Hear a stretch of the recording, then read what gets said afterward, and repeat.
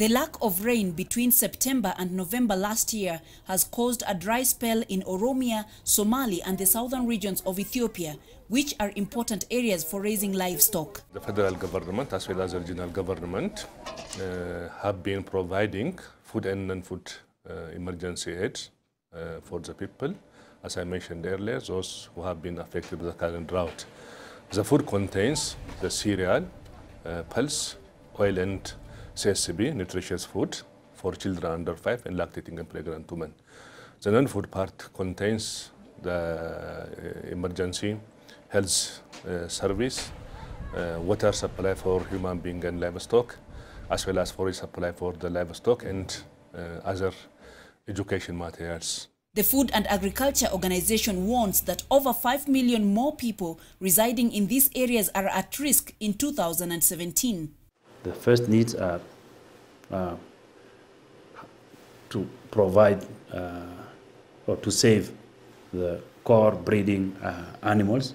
For that purpose, it's important to bring supplementary feed to food to these animals, and also to provide water, because the issue of water is very critical. And the third thing is to support these communities to save their livelihoods, and save life.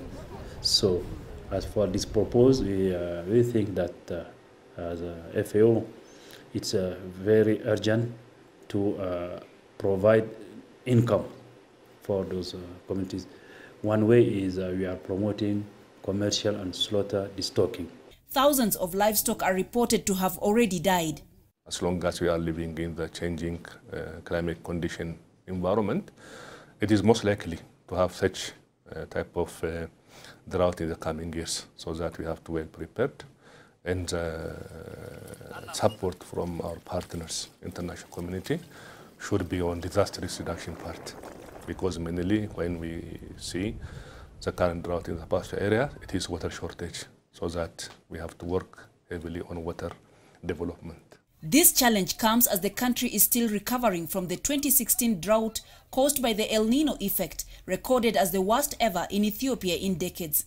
After the El Nino drought, we as FAO, we think that it can take 3 to 4 years for the affected communities to recover.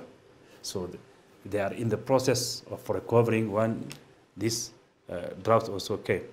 So it will worsen a little bit, it will worsen the situation. But because of government and partners, they have already experienced and they have already all the system in place to address the situation. I think that the situation will be handled very quickly, as we have all capacities. The government has requested that the health sector oversees possible disease outbreaks in the drought-affected regions. The government says it is currently using its own resources to support the victims of the drought, but agencies like the Food and Agriculture Organization have already started diverting funds from their previous projects into the affected areas to support animal health and feeding programs. Coletta Wanjohi for CGTN in Addis Ababa, Ethiopia.